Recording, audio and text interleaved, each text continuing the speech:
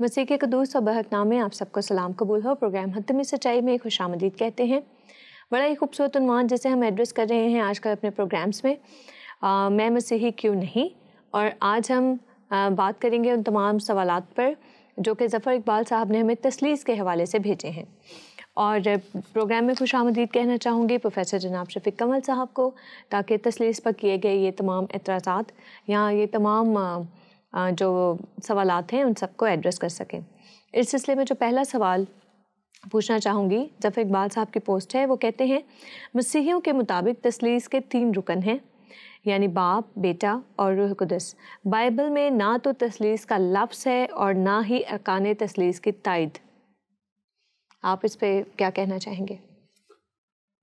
یہ بہت سارے لوگ کہتے ہیں کہ بائبل مقدس میں نہ تو تثلیث کا لفظ ہے اور نہ باپ بیٹا روح القدس کے اس کی تائید، اس نظریے کی تائید۔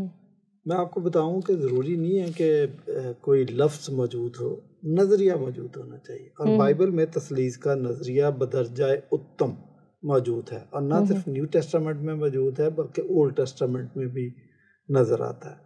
سم ٹائم آپ کو ود ان دا لائنز پڑھنا پڑتا ہے، جو عام لوگ جس کے عادی نہیں ہوتے، تو جب تک آپ ود ان دا لائنز نہیں پڑھتے تو آپ کو تو پوری تحریر سمجھ بھی نہیں آتی۔ صحیح۔ تو یہ کہنا کہ جی بائبل میں تثلیث کا نظریہ موجود نہیں ہے، تو یہ ان کی ایک فیلسی ہے۔ نظریہ بالکل موجود ہے، لیکن آج میں ایک اور بات واضح کر دوں ظفر اقبال صاحب کہ نہ صرف نظریہ بلکہ ارکان تثلیث بھی موجود ہیں اور تثلیث کا لفظ بھی موجود ہے۔ صحیح۔ ارکان تثلیث کی بات ہے تو ارشاد اعظم، جس کو ہم کہتے ہیں متی رسول کی معرفت لکھی گئی انجیل، 28واں باب اور اس کی 19ویں اور 20ویں آیت میں کہ پس تم جا کر سب قوموں کو شاگرد بناؤ اور ان کو باپ اور بیٹے اور روح القدس کے نام سے بپتسمہ دو۔ تو یہ ارکان تثلیث تو اس آیت میں آگے نا، کیسے آپ کہتے ہیں نہیں، لیکن میں آج آپ کو ایک ایسی آیت بتانا چاہتا ہوں کہ جس کے اندر ارکان تثلیث بھی موجود ہیں اور ان کا فنکشن بھی موجود ہے اور تثلیث کا لفظ بھی موجود ہے۔ یہ عبرانیوں 10واں باب اس کی 28ویں آیت آپ کے سامنے پڑھنا چاہوں گا۔ لکھا ہے کہ جب موسیٰ کی شریعت کا نام ماننے والا 2 یا 3 شخصوں کی گواہی سے بغیر رحم کیے مارا جاتا ہے، کہ اولڈ ٹیسٹامنٹ میں کسی پہ قتل کا مقدمہ ہے تو 3 گواہ، 2 بھی ہیں یا 3 بھی ہیں، تو ہمارا تو 3 کے لفظ سے تعلق ہے نا، تو 3 گواہ اگر ہیں گواہی دے دیں تو وہ جو قاتل ہے وہ بغیر رحم کیے مارا جاتا ہے۔ اب یہ ہے کہ اولڈ ٹیسٹامنٹ میں کسی شخص کے خلاف 3 گواہ تھے، وہ انسانی گواہ تھے۔ آگے بڑی مزے کی بات ہے، تو خیال کرو کہ وہ شخص کس قدر زیادہ سزا کے لائق ٹھہرے گا جس نے خدا کے بیٹے کو پامال کیا، نمبر 1 باپ، اور عہد کے خون کو جس سے وہ پاک ہوا تھا ناپاک جانا بیٹا، اور فضل کے روح کو بے عزت کیا یعنی ہولی اسپرٹ کو۔ تو اب دیکھیں کہ نیو ٹیسٹامنٹ اور اولڈ ٹیسٹامنٹ کا بڑا خوبصورت کمپیریزن ہے کہ وہاں پر آپ کے خلاف 3 گواہ تھے، اور نیو ٹیسٹامنٹ میں بھی جب آپ فضل کے عہد میں ہیں تو آپ کس قدر زیادہ سزا کے لائق ٹھہریں گے جب آپ کے خلاف یہ 3 گواہ ہیں، اور وہ 3 گواہ کون ہیں؟ باپ، بیٹا اور روح القدس، اور جو 3 کے لیے لفظ ہے وہ یونانی زبان کا لفظ ٹرسن ہے، اسی سے تثلیث۔ ٹھیک، صحیح۔ تو کہنا کہ یہ نظریہ نہیں ہے، ارکان موجود نہیں ہے، بائبل سے اس کی تصدیق نہیں ہوتی، یہ لفظ موجود نہیں ہے، یہ خام خیالی۔ صحیح، ٹھیک۔ پھر وہ لکھتے ہیں کہ مسیح یسوع کامل انسان بھی ہے اور کامل خدا بھی۔ اب چونکہ باپ اور روح القدس کامل خدا اور کامل انسان نہیں ہیں تو جوہر اور حیثیت میں الگ ٹھہرے۔ بڑا ٹرکی سا کویشچن انہوں نے کیا ہے۔ اب دیکھیں نا، وہ ہم تو مانتے ہیں کہ تثلیث باپ، بیٹا اور روح القدس ہے، لیکن مسیح یسوع کے بارے میں ہمارا ماننا یہ ہے کہ وہ کامل خدا تھے اور تجسم کے ذریعے وہ کامل انسان بھی بنے، لیکن اپنی اوریجنل حیثیت میں باپ، بیٹا، روح القدس اپنے جوہر میں ایک ہے۔ یہ بات یاد رکھنے والی ہے۔ البتہ تجسم کے ذریعے وہ انسان بنے ہیں، تو تجسم چونکہ صرف بیٹے کا ہوا، باپ کا اور روح القدس کا نہیں ہوا، تو اس لیے ہم تو یہ بات مانتے ہیں. اب یہ کہہ دینا کہ تجسم کی وجہ سے باپ اور روح القدس اور بیٹا ایک دوسرے سے فرق ہو گئے، نہیں، کوئی فرق نہیں. بات یہ ہے کہ جب مسیح یسوع نے تجسم لیا تھا تو اس سے ان کی خدائی صفات ساقط نہیں، وہ اپنی جگہ پر قائم ہے. تو یہ آپ کی مس انڈرسٹینڈنگ ہے. تو جس طریقے سے آپ روح القدس اور اس کو باپ اور بیٹے کو سمجھ رہے ہیں، یہ نابینوں کی طرح آپ سمجھ رہے ہیں کہ 4-5 نابینا لوگ چلے گئے، انہوں نے ہاتھی کو دیکھا. تو آپ کو پتا نابینا لوگ تو آنکھ سے نہیں دیکھ سکتے، انہوں نے ہاتھ لگا کے دیکھا ہوگا. جس نے اس کی ٹانگ کو ہاتھ لگایا اس سے پوچھا تو اس نے کہا کہ ہاتھی ہوتا ہے پلر جیسا. جس نے کان کو ہاتھ لگا کے دیکھا تو اس نے کہا جی ہاتھی ہوتا ہے چھاج جیسا. تو اسی طریقے سے 2-3 نے اسی طرح، جیسے جس نے پیٹ کو ہاتھ لگایا تو اس نے کہا جی تھڑے جیسا ہوتا ہے. تو آپ اندازہ کر لیں، یہ بھی یہی بات کر رہے ہیں. باپ بیٹا روح القدس وہ اپنی جگہ پر قادر مطلق ہیں، خدا ہیں. اور اتھنیسیس کے عقیدے میں یہ بات جب انہوں نے ڈسکس کیا اور لانگ ڈسکشن کے بعد یہ عقیدہ لکھا گیا. کسی نے نہیں لکھا کہ بیٹا ان سے الگ ٹھہرا کیونکہ یہ کامل خدا اور کامل انسان ہے، نہیں، لکھا ہے کہ باپ کامل خدا، بیٹا کامل خدا اور روح القدس کامل خدا. پھر بھی خدا 3 نہیں، خدا ایک. تو بڑی تفصیل کے ساتھ اگر آپ اتھنیسیس کا عقیدہ پڑھیں تو بات سمجھ میں آ جائے گی. صحیح. پھر وہ آگے پوسٹ کرتے ہیں کہ جب خدا کی کاملیت اقانیم ثلاثہ کے ذریعے سامنے آتی ہے تو پھر ہر ایک اقنوم اپنی اپنی جگہ پر ناقص کیوں نہیں، کیونکہ ناقص اقانیم ثلاثہ مل کر کامل خدا بنتے ہیں.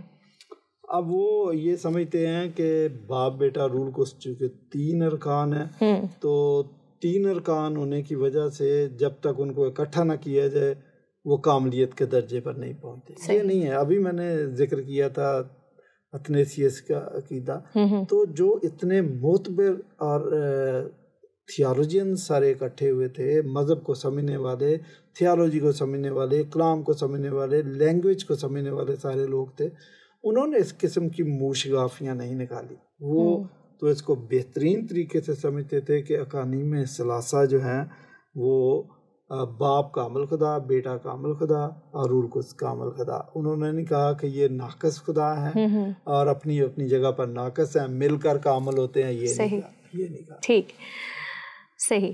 پھر وہ کہتے ہیں کہ اگر ہر اقنوم اپنی اپنی جگہ پر کامل خدا ہے تو پھر تثلیث اقدس کیوں؟ 3 کامل خداؤں کی الوہی مجلس نہیں، یعنی ایسا پاسبل نہیں کہ 3 کامل خدا مل کر ایک خدا بنے. بائبل میں تو کہیں بھی نہیں لکھا گیا کہ 3 خدا ہیں. انفیکٹ ایسا نہیں لکھا گیا. 3 ارکان تثلیث تو ضرور ہیں لیکن 3 خدا نہیں ان کو کہا گیا. اقنوم کہا گیا، 3 الگ الگ خدا نہیں کہا گیا. اور نہ کسی عقیدے میں یہ بات لکھی ہے کہ یا نہ ان کی یہ انڈرسٹینڈنگ تھی، کسی نے یہ بات نہیں کی. بلکہ بڑا کلیئر ہے استثناء کی کتاب میں کہ سن اسرائیل، خداوند تیرا خدا ایک ہی خدا ہے. تو بائبل تو نظریہ توحید کو مانتی ہے. البتہ ایک کا مطلب شاید ان کو سمجھ نہیں آتا. اگر ایک کا مطلب سمجھ لیں تو ہر جگہ کسی بھی لفظ کا وہ مطلب نہیں ہوتا کہ جو ڈکشنری میں لکھا ہے. یہ اس کانٹیکسٹ کے اندر اس کے میننگ واضح ہوتے ہیں. مثلا ایک کے متعلق میں بتاتا ہوں کہ بائبل ایک کے وہ معنی بھی بتاتی ہے جو آپ کو ڈکشنری بتاتی ہے، لیکن سم ٹائم ان کنٹیکسٹ میننگ ڈفرینٹ ہے. میاں بیوی کے متعلق یہ لکھا ہے کہ وہ دونوں ایک تن ہوں گے. اب یہاں پر ایک کا وہ مطلب نہیں ہے جو موصوف سمجھ رہے ہیں. اسی طرح مسیح یسوع نے اپنے شاگردوں کو دیکھ کر کہا کہ اے باپ ان کو بھی ایک کر جس طرح ہم ایک ہیں. یہاں پر بھی ایک کا وہ مطلب نہیں ہے جو آپ سمجھ رہے ہیں.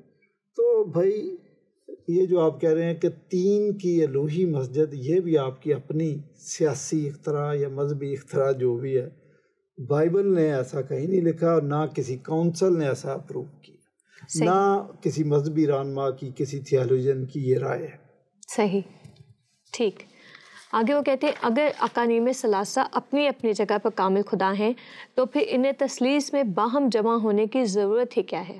مطلب تثلیث کی تو پھر کوئی ضرورت ہی نہیں ہے اگر ہر اب وہ یہ کہہ رہے ہیں کہ ان کو جمع کیوں آپ کرتے ہیں؟ نہ تو ہم جمع کرتے ہیں، نہ ہم ان کو الگ کرتے ہیں، نہ ہم ان کو جوڑتے ہیں، نہ ہم ان کو توڑتے ہیں، یہ تو ہمارا کام ہی نہیں ہے۔ بائبل جب ہم پڑھتے ہیں، دیکھیں خدا کی ذات کے بارے میں اگر کوئی 20 PhD بندے کھڑے ہو جائیں، ایک جگہ سر جوڑ کر بیٹھ جائے اور وہ کہیں دعویٰ کرے کہ ہم خدا کے بارے میں ایک تھیسس لکھ رہے ہیں، وہ ایک لائن نہیں لکھ سکتے جب تک کہ خدا اپنی ذات کے بارے میں خود اظہار نہ کرے کہ میں کیسا ہوں۔ یہ جو مصور تصویر بناتے ہیں، آپ کو کہیں گے جی آپ ہلیں نہیں، ساکت ہو کے کھڑے ہو جائیں، آپ سامنے بیٹھے ہیں تو ہی آپ کی تصویر بنتی ہے، ویسے نہیں بن سکتی۔ خدا کی تصویر بھی ہم اسی صورت میں بنا سکتے ہیں جب وہ اپنی ذات کا اظہار کرتا ہے۔ اپنی ذات کا جو انہوں نے اظہار کیا ہے وہ اقانیم ثلاثہ کی صورت میں کیا ہے، اور لیکن اس اظہار میں خدا نے کہیں بھی یہ نہیں کہا کہ خدا 3 بن جاتے ہیں۔ تو یہ ہم نہیں ان کو جمع کرتے، نہ ہم ان کو توڑتے ہیں۔ یہ بھی اتھنیسیس کے عقیدے میں یہ ساری چیزیں واضح کی گئی۔ تو میں یہ مشورہ دوں گا کہ آپ اتھنیسیس کا عقیدہ اور رسولوں کا عقیدہ، بلکہ 3-4 اور عقیدے ہیں، ان کو پڑھ کیوں نہیں لیتے؟ پڑھ لیں، سمجھ لیں، تو شاید آپ اس قسم کے سوالات نہیں کریں گے۔ صحیح۔ پھر وہ کہتے ہیں نظریہ تثلیث جناب مسیح کے بعد کی اختراع ہے جو محض ایک فلسفانہ موشگافی ہے، نہ کہ یسوع مسیح کی فرمودہ بات۔ یہ بہت سارے لوگ یہ سوچتے ہیں کہ پولوس نے مسیحیت کی صفوں میں شامل ہو کر مسیحیت کا حلیہ بگاڑ دیا۔ ایسا کچھ نہیں ہے۔ پولوس رسول نے ان چیزوں کو، میں کہتا ہوں جن کو وہ کہتے ہیں کہ فلسفیانہ موشگافیاں ہیں، ایسا نہیں ہے، ان کو اپنے وقت کی زبان اور محاورے میں آسان کر کے سمجھایا تھا۔ صحیح۔ البتہ یہ چیزیں پہلے سے موجود تھیں۔ مسیح یسوع خود کہتے ہیں کہ میں اور باپ ایک ہیں، تو آپ یہ دیکھیں کہ پھر یہ پولوس کی اختراع کیسے ہوگی جب یسوع مسیح کے ان کی زبان مبارک سے نکلے الفاظ یہ ہیں کہ میں اور خدا ایک ہیں، میں اور باپ ایک ہیں، اور اگر تم نے مجھے دیکھ لیا تو گویا باپ کو دیکھ لیا۔ مسیح یسوع کے جو دعوے ہیں کہ میں ہوں، ایگو ایمی، وہ سارے دعوے خدائی دعوے ہیں، یہ تو پولوس کے دعوے نہیں ہیں۔ پولوس نے ہو سکتا ہے ان کو ایکسپلین کیا، لیکن دعوے خود مسیح یسوع نے کیے تھے۔ اور پھر مسیح یسوع نے جب اپنا تعارف کروایا ڈیوینٹی کے طور پر تو ان کی مخالفت ہوئی۔ آپ کو پتہ کئی دفعہ یہودیوں نے پتھر اٹھائے اور یہ بھی کہا کہ یہ کفر بکتا ہے۔ تو مسیح یسوع کو پتہ تھا کہ باپ کی موجودگی میں بیٹے کو خدا کے طور پر قبول کرنا یہودیوں کے لیے بڑا مشکل ہے، اور ان مشکلات کا ان کو سامنا بھی تھا۔ لہٰذا مسیح یسوع جانتے تھے کہ بیک وقت اگر میں باپ کے ساتھ بیٹے اور بیٹے کے ساتھ روح القدس کا تعارف کرواؤں گا تو ایک ہنگامہ، ایک قیامت برپا ہوگی۔ اس لیے ان مشکلات کو بھانپتے ہوئے مسیح یسوع نے کہا کہ روح القدس، میں جاؤں گا تو روح القدس بعد میں آئے گا۔ یاد ہے آپ کو؟ صحیح۔ آپ یہ سمجھے کہ مسئلہ اس میں یہ تھی، ورنہ کتنا ہی ٹائم لگتا تھا۔ مسیح یسوع کہتا کہ میں آ گیا ہوں تو یہ بھی، یہ میرے ساتھ روح القدس بھی ہے، کیا اس میں پرابلم تھا؟ یہی پرابلم تھا۔ تو کہنا کہ جی یہ پولوس رسول کی موشگافیاں ہیں، نہیں، یہ آپ کی مس انڈرسٹینڈنگ ہے۔ بلکہ مسیح یسوع کے دنیا میں آنے سے پہلے زبور 2 میں، اولڈ ٹیسٹامنٹ میں، سینکڑوں سال پہلے زبور نویس کہتا ہے کہ لوگ آپس میں مشورہ کر کے کہتے ہیں، حاکم آپس میں مشورہ کرتے ہیں کہ ہم باپ اور بیٹے، یعنی باپ اور مسیح کی رسیاں اپنے اوپر سے اتار پھینکے، یعنی اس نظریے کو رد کر دیں کہ باپ اور بیٹا، اور اب روح القدس بھی ایڈ کر لیں۔ تو یہ کر نہیں سکتے۔ وہاں لکھا ہے کہ باپ جو آسمان پر تخت نشین ہے وہ ان پر ہنسے گا اور وہ ان کا مضاحکہ اڑائے گا۔ بائبل میں یہ فرسٹ ٹائم ہے کہ خدا انسان کا مضاحکہ اڑاتا ہے، جب وہ یہ کہتا ہے کہ نظریہ تثلیث درست نہیں ہے یا میں اس کو ماننا نہیں چاہتا۔ تو کہنا کہ جی یہ پولوس کی اختراع ہے، نو، پولوس نے ان کو آسان الفاظ میں، جن کو آپ فلسفیانہ طریقہ کہتے ہیں، سمجھایا ہے۔ میں یہ بھی آپ کو بتاؤں کہ اگر کوئی سائنسدان ہے تو وہ جب کسی چیز کو سمجھائے گا تو وہ لا محالہ اپنی اس سائنسی معلومات کو عمل میں لائے گا، اور اگر کوئی یونانی فلسفہ پڑھ چکا ہے تو تو وہ بھی کسی بات کو سمجھانے کے لیے ضرور اس فلسفے کو ہو سکتا ہے یا اس طریقہ کار کو عمل میں لائے، لیکن یہ کہنا ہے کہ سراسر یونانی فلسفے، تو یہ آپ کی غلط فہمی۔ ٹھیک، پھر وہ کہتے ہیں یہ مغالطہ کون دور کرے گا کہ خدائی صفات کو اقانیم سمجھا جاتا ہے؟ یہ تو آپ کو مغالطہ ہے کہ ہم خدائی صفات کو اقانیم سمجھتے ہیں یا خدائی صفات اور اقانیم ہم مانی ہیں، نہیں، بائبل میں یہ بات کہیں بھی نہیں کہی گئی۔ بہت ساری ایسی چیزیں جن کو مسلمان اسی طرح مس انڈرسٹینڈ کر دیتے ہیں، جیسے یہ صفات تو سینکڑوں کی تعداد میں، ہزاروں کی تعداد میں ہے خدائی صفات، تو کیا ہم کہیں کہ یہ اقانیم جو ہیں یہ بھی سینکڑوں کی تعداد میں ہے؟ نو، یہ خدائی صفات اور اقانیم کو ہم مخلوط نہیں کرتے، یہ آپ نے کر دیا، یہ آپ کی غلط فہمی ہے۔ جو اراکین تثلیث ہیں وہ باپ بیٹا روح القدس ہے، ان کو ہم نے خدائی صفات سے کبھی بھی مخلوط نہیں کیا۔ صحیح۔ پھر وہ کہتے ہیں کہ یہ بھی سوال اٹھتا ہے کہ خدا کی صرف 3 صفات ہی کیوں اقنوم ٹھہری اور باقی اقانیم سے منسلک رہیں؟ یہ تو میں نے پہلے سوال کا جواب دیا، اس کے بارے میں اسی کا آپ سمجھیں کہ آپ اس کو اور آگے الیبوریٹ کر دیا۔ بات وہی ہے کہ ہم نے تو یہ کہا ہی نہیں کہ خدائی صفات اور اقنوم ہم مانی ہے یا ہم پلہ لو، یہ آپ کی انڈرسٹینڈنگ ہے۔ صحیح۔ وہ کہتے ہیں کہ تو پھر تو یہ سوال بھی بنتا ہے کہ دعا کس اقنوم سے کرنی چاہیے؟ بڑا انٹرسٹنگ سوال سر۔ کیا مومنین کی دستگیری صرف روح القدس کرتا ہے؟ یہ میرے خیال ہے اس آیت سے ریفرنس لے رہے ہیں کہ روح القدس خود آہیں بھر بھر کے ہمارے لیے دعا کرتا ہے، شاید یہ اس آیت کا ریفرنس لے رہے ہیں۔ دیکھیں کسی حد تک تو یہ بات ٹھیک ہے کہ باپ بیٹا روح القدس کے اگرچہ ان کے کام میں یہ گانگت، ان کی قدرت میں یہ گانگت، اور وہ ہم پلہ دونوں کا تینوں قادر مطلق، لیکن سم فنکشنز کے اندر ڈسٹنکشن بھی ہے۔ جیسے نجات کا منصوبہ جو تھا وہ باپ نے بنایا، اس کو امپلیمنٹ تجسم اور تصدیق کے ذریعے بیٹا کرے گا۔ صحیح۔ اور مشن کے کام کے لیے لوگوں کو تیار کرنے کے لیے روح القدس آگے آ گیا تھا۔ صحیح۔ تو کچھ کاموں میں تو تخصیص ہے۔ اب ہم دعا کرتے ہیں تو ہم باپ سے کرتے ہیں، لیکن بیٹے کے وسیلے سے کرتے ہیں۔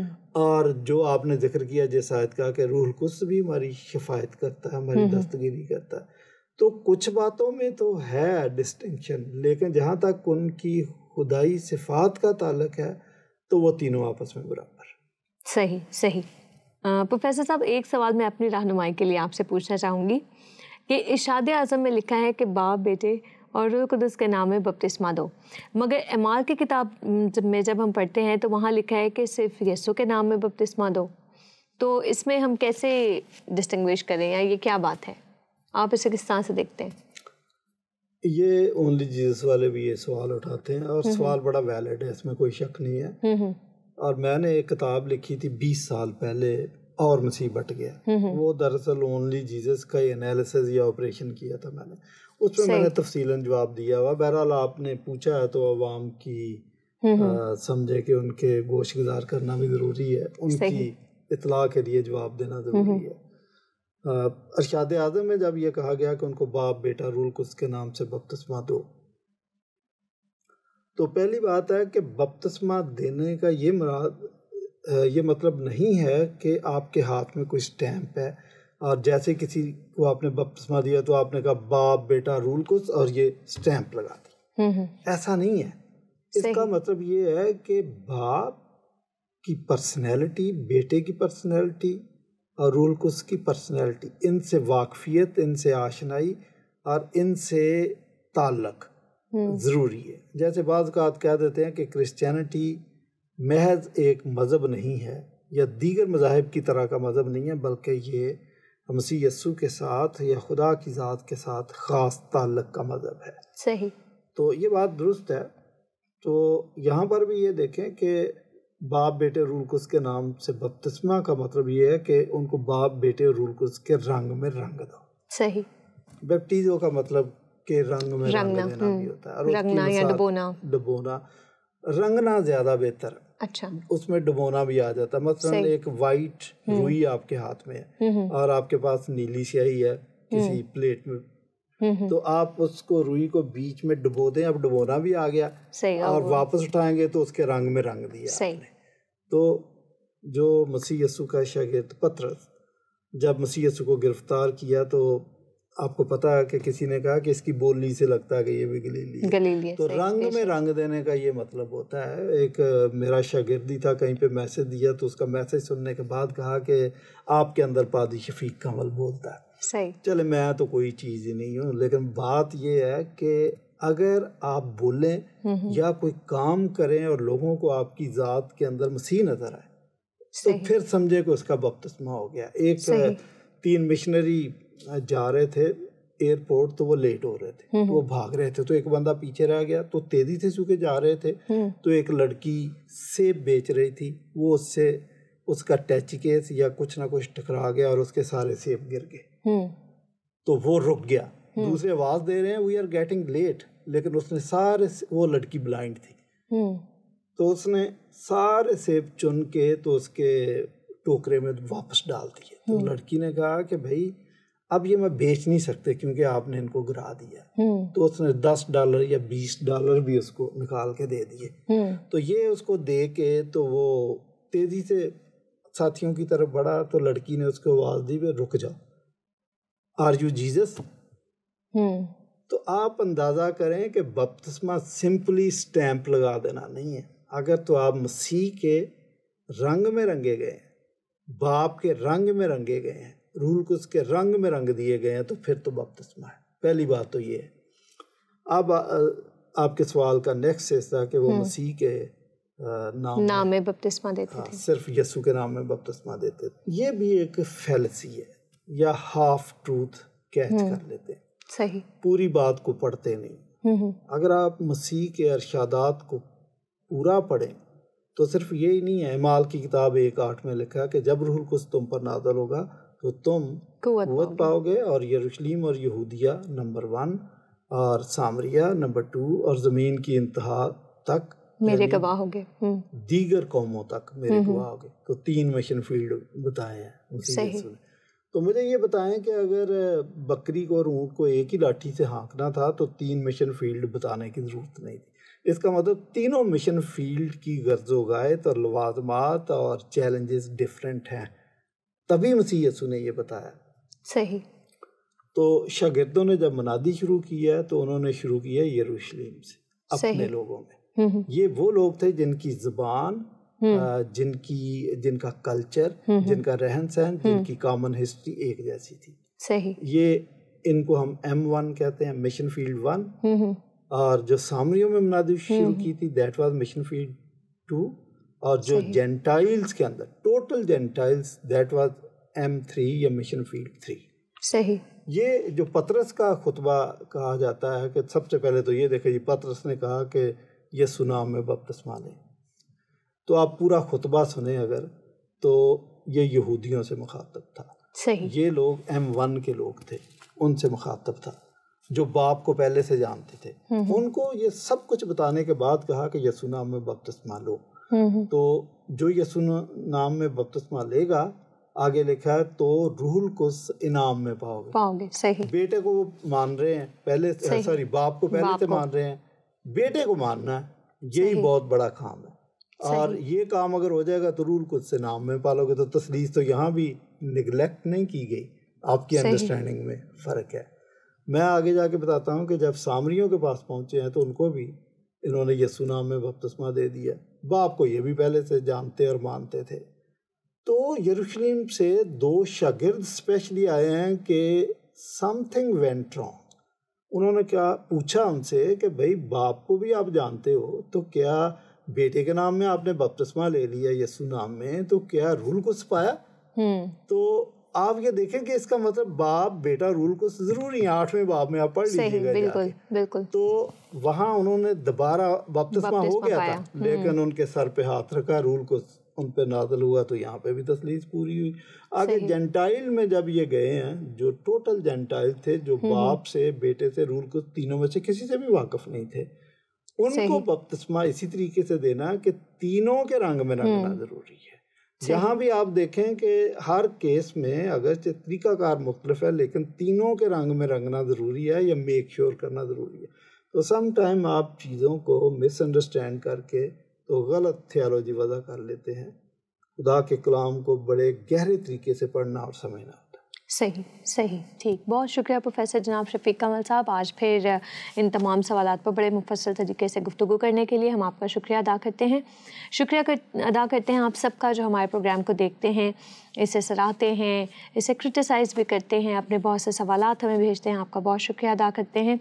جاتے جاتے جو آج کی حتمی سچائی جو مجھے سمجھ میں آئی وہ یہ کہ آپ سب اس نام سے واقف ہیں. کووڈ-19 کورونا پوری دنیا میں پھیلا. پچھلے سال کے جو ہے اختتام پر اس وائرس کا جو ہے ابتدا ہوئی اور آلموسٹ 1 سال ہونے کو ہے کہ ابھی تک سائنٹسٹ اس پہ ریسرچ کر رہے ہیں اور بڑی تگ و دو کے ساتھ اس پہ ریسرچ جاری ہے. دنیا کے بڑے بڑے سائنسدان میں بھی نوبیل لوریٹ جو ہیں وہ بھی اس پہ ریسرچ کر رہے ہیں, لیکن ابھی تک ہم اس چھوٹے سے وائرس کو نہیں جان پائے. آپ کو معلوم ہے کہ یہ جو وائرس ہے یہ بہت زیادہ چھوٹا ہوتا ہے. ہم نے عموماً جو ہے 9th کلاس میں مائکروسکوپ دیکھی ہوتی ہے. مائکروسکوپ میں ہم امیبا دیکھتے ہیں, بیکٹیریا دیکھتے ہیں, لیکن وہ مائکروسکوپ جو 1000 گنا بڑا کر کے کسی آرگینزم کو دکھاتی ہے وہ تک وائرس کو نہیں دیکھ پاتی. وائرس اتنا چھوٹا سا جراثیم آپ کہہ لیجئے عرف عام میں. ہم اسے 1 سال ہو گیا اتنی انٹینسٹی سے اس کی اسٹڈی کر رہے ہیں لیکن جان نہیں پائے. تو وہ خدا جس نے مجھے, آپ کو, اس پوری کائنات کو خلق کیا ہے, جو اس قدر زیادہ بڑا ہے, اس کی ذات کو ہم الفاظوں میں یا جتنی بھی بڑی بڑی تھیولوجیکل اسٹڈیز ہیں ان سب میں اس کی ذات کا احاطہ کرنا کس قدر زیادہ مشکل ہوگا. یہ صرف وہی ذات ہے, جس طرح سے پروفیسر صاحب نے اپنے سوال کے جواب دیتے ہوئے بھی کہا کہ یہ وہی ذات ہے, جب تک وہ اپنا تعارف ہم تک نہ کرائے ہماری اس تک رسائی ناممکن ہے. اور اس میں باپ اور بیٹے اور روح قدس ہی کا کردار ہے جو ادا ہوتا ہے. نجات صرف اسی وسیلے سے ممکن ہے, اس کے علاوہ ہمارے پاس کوئی اور راستہ نہیں ہے. ہم آپ کو بھی دعوت دیتے ہیں نجات کے ان کھلے ہوئے دروازوں سے اندر آئیں اور نجات بخش کلام کو, نجات بخش زندگی کو حاصل کیجیے. اسی پیغام کے ساتھ آپ سب سے اجازت چاہوں گی. سچ کو دیکھیے, سچ کو جانیے, کھوجیے اور سچ کو سننے کا حوصلہ اور برداشت اپنے اندر پیدا کیجیے. خود بھی محفوظ رہیے اور اپنے ساتھ منسلک لوگوں کو بھی محفوظ رکھیے. اسی دعا کے ساتھ خدا حافظ.